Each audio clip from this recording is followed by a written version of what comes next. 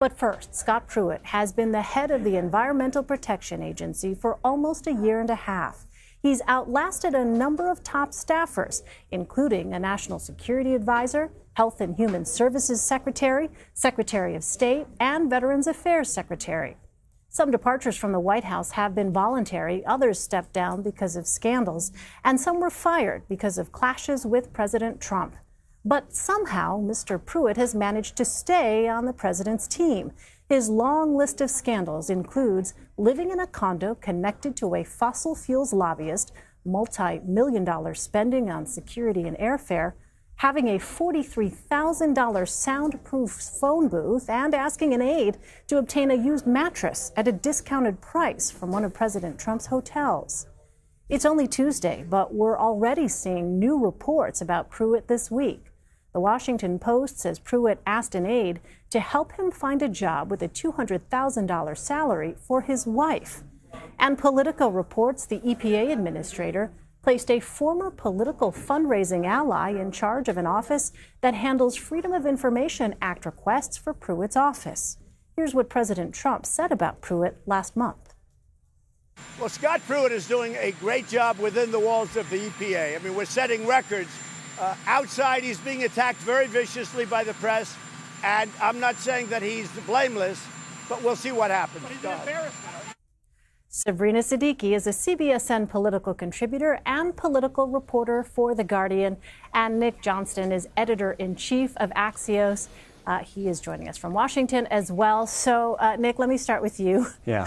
When President Trump says, we'll see what happens, that's typically not a vote of confidence. Axios has put together a list of Scott Pruitt's scandals. Right. How is it that he still has a job?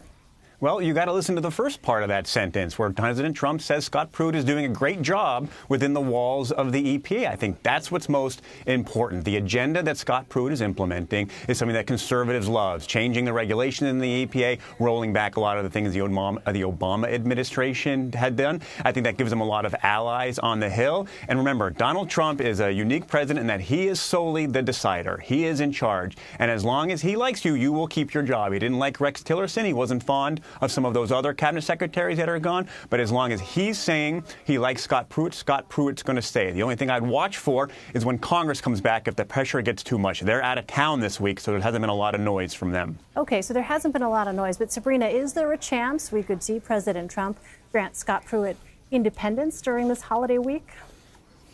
Well, I think that the president likes Scott Pruitt personally, which, as we know, is a major indicator of someone's fate within this administration.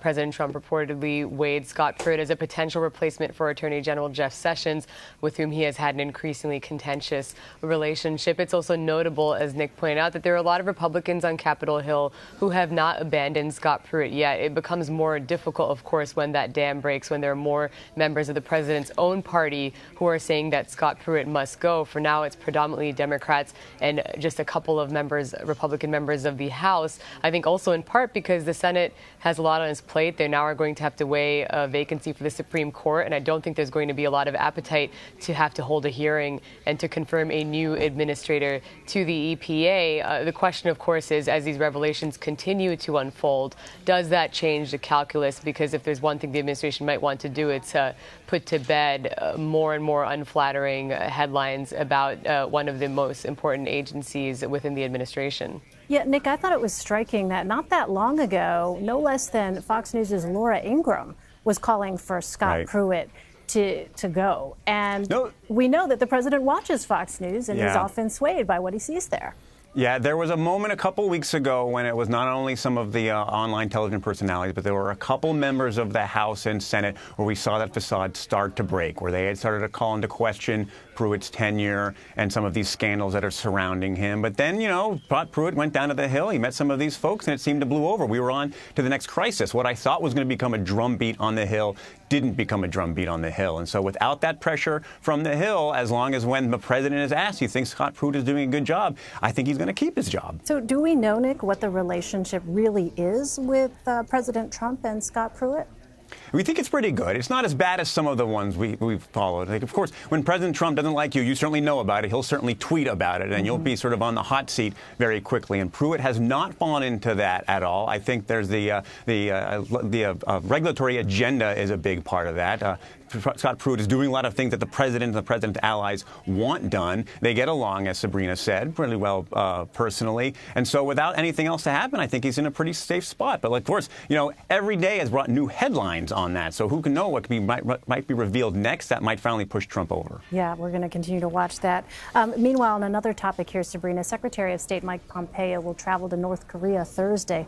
President Trump tweeted Tuesday morning that conversations with Pyongyang are going well. What do we know so far about where talks are headed, especially when it comes to denuclearization?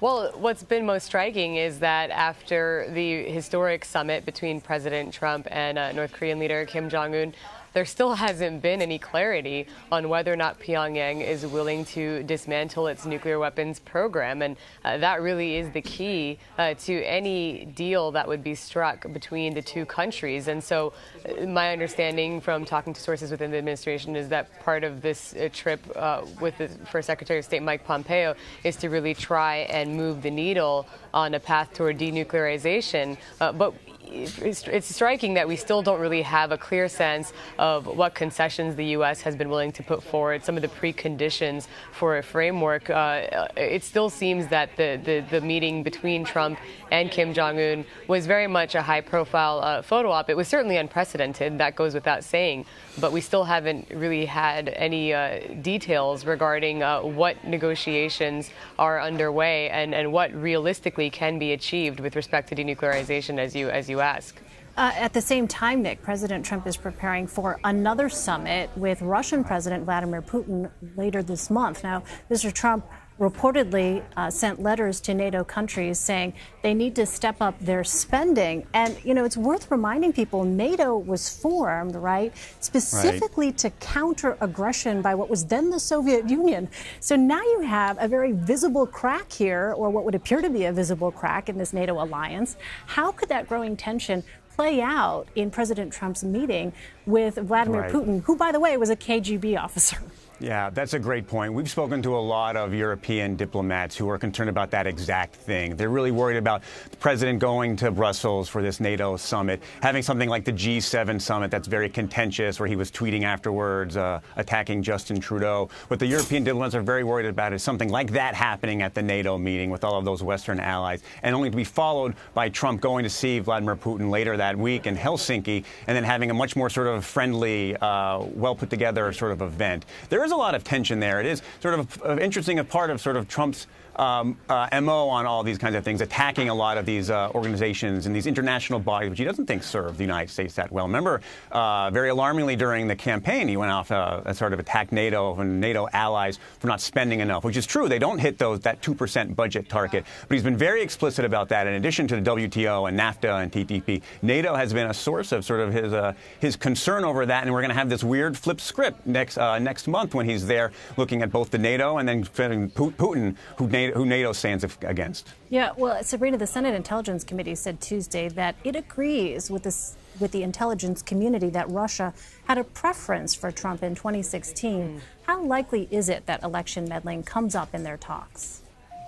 Well, I would say very unlikely. If you look at the track record, they had a phone call just a few months ago, and the White House said publicly that election meddling did not come up during that conversation at a time when there is a federal investigation into Russian meddling in the election, when three committees in Congress, between both the intelligence committees in the House and the Senate and the Judiciary Committee in the Senate, were also examining potential contacts between the Trump campaign and Moscow.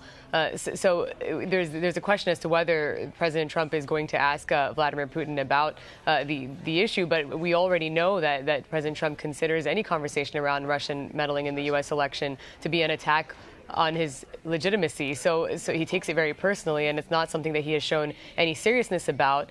when his own intelligence chiefs have testified on Capitol Hill that there is not a clear plan to prevent Russia from interfering in future elections, such as the upcoming November midterms. I think the other question is whether or not he'll press Vladimir Putin on its role in propping up the Assad regime in Syria, its support for the use of chemical weapons there. As we know, after the chemical weapons attack just a couple months ago, when there were retaliatory strikes by the U.S. and its allies, the president declined to impose new sanctions on Russia for its role in propping up the Assad regime. So that's another point to watch, but also where the president has shied away from confrontation with Vladimir Putin. Yeah, I mean, Nick, back on the issue of meddling for a moment, though, I thought that it was striking that National Security Advisor John Bolton told our Margaret Brennan on Face the Nation that, in fact, in his meeting with Vladimir Putin, Putin acknowledged that there was meddling, but did not say that it was the Russian state and that President Trump would be following up on that. Right. It was an interesting thing that came out of that conversation. What did you make of that? No, I think that is a really interesting point. Like the way I would compare it is, you remember that President Obama reportedly told Vladimir Putin to knock it off, quote, about the election, using far more colorful language than that, specifically regarding the meddling in the election. And that's something that Trump has not done, or the Trump administration has not done at all. Because I think specifically Sabrina hits the exact right point. The way the administration views this is discussion above this issue is a way to delegitimize the president's election. And of course, now that sort of conflates the issues, because the conclusions have been that there was meddling. It doesn't say that it tipped the election one way or the other. But what the Trump administration doesn't want to do is talk about that meddling, because they feel like it legitimizes the president's victory, which is why I think Sabrina is exactly right. It won't come up in the meetings with Putin. All right, Sabrina Siddiqui and Nick Johnston, happy 4th of July early to you both. Thank you. Thank Happy you. 4th of July. Thank you.